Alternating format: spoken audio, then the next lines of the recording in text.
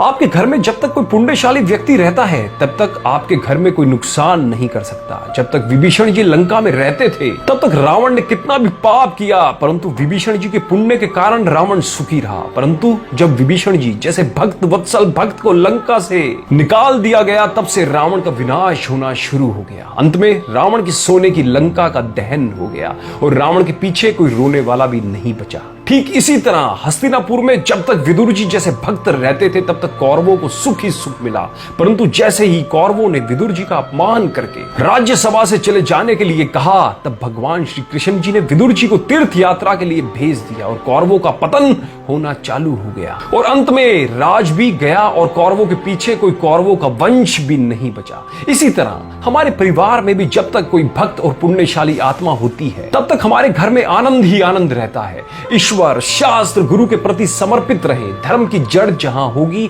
वहां अशुभ कर्म आने से डरेंगे।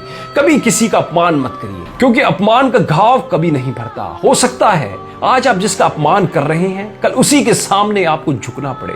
कर्मों का खेल भी निराला है, जो जैसा बोता है उसे वैसा ही काटना पड़ता है। आज दौलत या फिर ताकत के नशे में किसी का अपमान कर दिया तो क्या वह कर्म कभी पीछा छोड़ेंगे? हो सकता है आपकी धन संपदा सब कुछ उसी व्यक्ति के भाग्य से हो। कौन जानता है कि कौन किसके भाग्य का खाता है। कर्म कभी पीछा नहीं छोड़ते। भीष्म पितामह जैसे महाज्ञानी को भी भगवान से पूछना पड़ा कि उनके कौन से कर्म के कारण आज वे बाणों की शैया पर लेटे हैं। भगवान ने उन्हें बहुत ही सुंदर जवाब दिया कि कर्मों की गति बहुत गहरी है, इसलिए बहुत सोच समझ कर करिए। उनका अपराध था कि वह अन्याय को मूक दर्शक बनकर देखते रहे।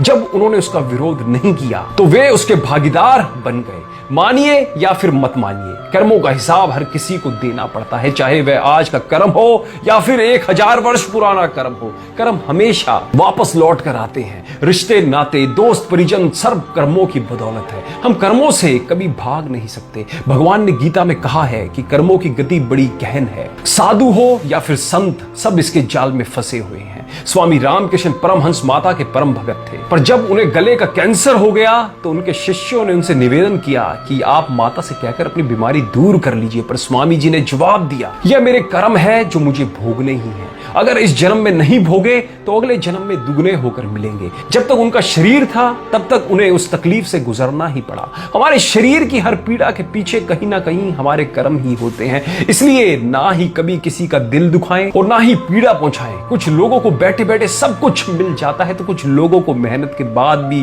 कुछ नहीं मिलता। एक मजदूर दिन भर मेहनत करके 400-500 रुपए ही कमा पाता है, तो वहीं एक अमीर आदमी पलंग पर बैठे बैठे दिन भर में लाखों रुपए कमा लेता है। कर्मों का प्रभाव ऐसा होता है कि जितना भी भोगने की कोशिश करिए वह आपको पकड़ ही लेगा। इसलिए अच्छा करिए तो बदले में अच्छा ही मिलेगा। दोस्तों, मैं उम्मीद करता हूं इस वीडियो ने भी आपको जागरूक किया होगा। अगर करा हो तो अपने सभी दोस्तों रिश्तेदारों के साथ भी इस वीडियो को शेयर करके उनको भी कर्मों के प्रति जागरूक जरूर करें, जिनसे वो भी आने वाले समय में अच्छे कर्म कर सके। धन्यवाद।